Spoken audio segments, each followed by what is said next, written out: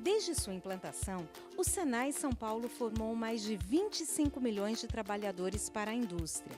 O Departamento Regional do Senai de São Paulo foi o primeiro a ser implantado no país em 1942. Em 7 décadas de história, os números que descrevem os resultados do Senai São Paulo são impressionantes. Mas, para além dos números registrados, o que faz a grandeza da instituição é a busca do contínuo aprimoramento que resulta em qualidade e diversidade de cursos e serviços oferecidos à dinâmica indústria paulista.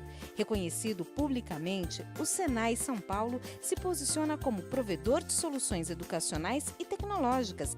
Para saber um pouco mais sobre esta importante instituição de ensino, eu converso agora com Ricardo Figueiredo Terra. Ele é graduado em Pedagogia e pós-graduado em Gestão de Instituição de Ensino Técnico pela Universidade Federal de Santa Catarina e também em Automação Industrial pela Ryerson University. Professor Terra acumula trajetória de 34 anos de experiência profissional como docente, coordenador, diretor de escola e hoje ocupa o cargo de diretor técnico, tendo como responsabilidade o planejamento e a operação de 92 escolas Senai São Paulo.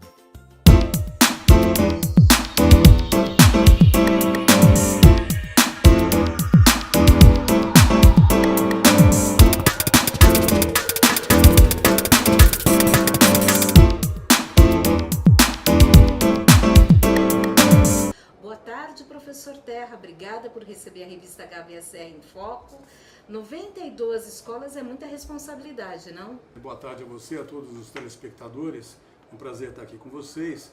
Realmente é uma rede extensa, grande, mas essa é a força da indústria do Estado de São Paulo. Uma indústria forte, pujante, lidera a locomotiva do nosso país e essa rede é do tamanho da nossa indústria. Muito bem. Bom, 33 anos de trajetória na educação, eu quero começar perguntando, diante de todo esse tempo, dessa experiência acumulada, quais são os grandes desafios no que diz respeito ao campo educacional no Brasil?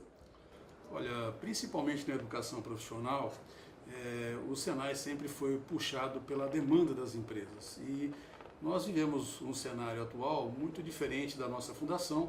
Então, portanto, ao longo dessa história do Senai de São Paulo, né, nós nos reinventamos várias vezes.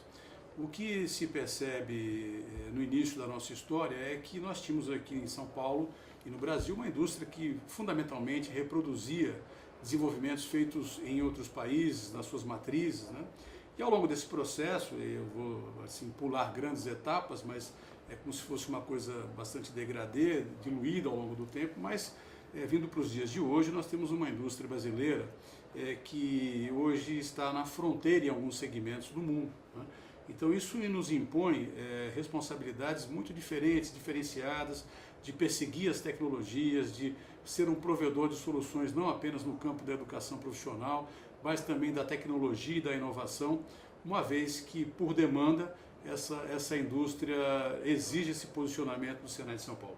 Professor Terra, como o senhor avalia a qualificação profissional no Brasil? Em que medida ela está hoje em 2016? Olha, é um processo que também evoluiu muito, né? Nós nos apropriamos, fundamentalmente aqui no Senai de São Paulo, falo pelo Senai de São Paulo, de modernas tecnologias. Hoje nós temos uma engenharia educacional que procura se apropriar das mais modernas tecnologias de estruturação, de levantamento de necessidades do mercado de trabalho, através de análise funcional e a partir daí estabelecendo um perfil profissional que nos dá a clareza das competências que essa pessoa irá mobilizar no exercício de uma função junto ao mercado de trabalho. E ela é bastante robusta, ela procura sempre ter um alinhamento muito forte com o setor produtivo, né? Na sua concepção envolve pessoas do setor produtivo para a definição desse perfil, mas ao longo de todo este processo ele também é acompanhado por conselhos consultivos, por representantes das indústrias que estão sempre conosco aí. Há um processo muito consistente também de avaliação ao longo deste período de formação do aluno, por nós e por empresas contratadas por nós, por terceiros que fazem uma avaliação com um olhar externo, verificando o alinhamento desta formação ao perfil inicialmente desenhado junto com o setor produtivo. E, por fim, nós temos ainda um acompanhamento desse aluno, desse egresso, junto ao mercado de trabalho, onde depois de um ano de inserido no mercado de trabalho, nós fazemos uma entrevista com ele e com o seu supervisor, para termos aí o feedback, termos um retorno de como foi o processo de formação e também de inserção dele no mercado de trabalho. Então, uma das grandes vantagens da Escola Senai é o seu relacionamento com o setor produtivo. Sem dúvida. Nós somos a escola da indústria e ela passa fundamentalmente pela concepção, primeiro pela análise de demandas, né? O Senai é sempre puxado por demandas. Então, a primeira item que nós avaliamos, na realidade, são as necessidades e demandas do mercado, tanto do ponto de vista quantitativo quanto qualitativo, né? E isso é feito em concertação com esse setor produtivo e, após essa fase, todo o processo da nossa engenharia educacional é desdobrado internamente, em definição de infraestruturas, capacitação de docentes, etc., e todo o processo de avaliação e o retorno desses jovens ao mercado de trabalho.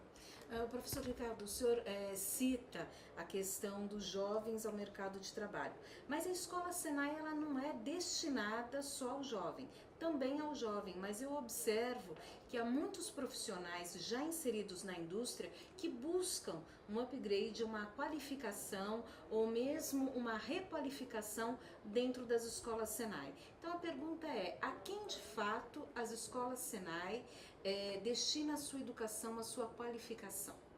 Acho que primeiro, Cristiane, eu queria discutir um conceito que antecede a minha fala, especificamente sobre a sua pergunta, mas de entender que há um conceito de educação permanente, né? A escola não é tudo, a educação se dá ao longo da vida. Então a educação não é apenas para o jovem, é para as pessoas ao longo de uma vida. Portanto, em todas as faixas etárias, as pessoas com mecanismos formais, como a ida a uma escola, ou informais, um aprendizado de forma autônoma, elas precisam buscar sempre o seu desenvolvimento, o desenvolvimento de novas competências e construção de novos conhecimentos. Então, e o Senai usa isso desde a sua fundação, né? O Senai foi concebido pelos empresários na década de 42 já, com essa visão de que a educação se dá ao longo da vida. Então, portanto, as nossas escolas não são apenas para jovens, mas são para todas as pessoas que queiram ao longo da sua vida avançar, desenvolver se ingressar numa nova ocupação ou buscar aperfeiçoamento no campo atual de trabalho, né? Isso é fundamental. E também ela não é uma escola destinada a gênero, não trabalhamos com homens e mulheres. Hoje já no Senai se tem aí um grande número de alunas também. Nós temos aí 26 áreas tecnológicas, mas hoje você já percebe que mesmo em áreas não tradicionais com ocupação de mulheres, nós já temos aí excelentes soldadoras industriais, mulheres no campo da mecatrônica, ou seja, o mundo de hoje é um mix, né?